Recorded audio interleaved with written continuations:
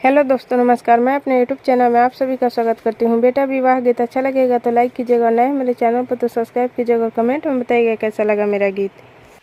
जब हो सुंदर दुल्हा साजे बरियतिया, झालर मोती लगाई है, झालर मोती लगाई है।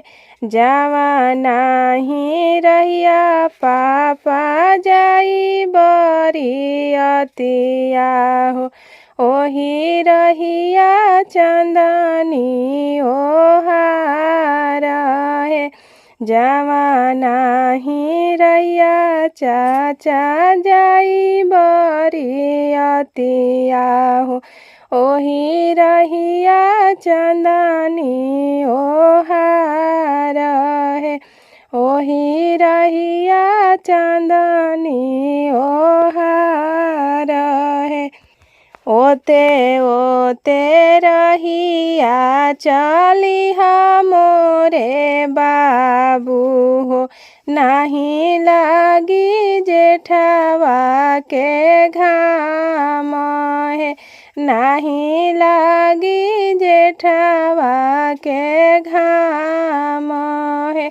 आगे आगे जाई है बबुआ पिता राजा दशरथ, पीछावा से लक्ष्मण भाई है, पीछावा से लक्ष्मण भाई है।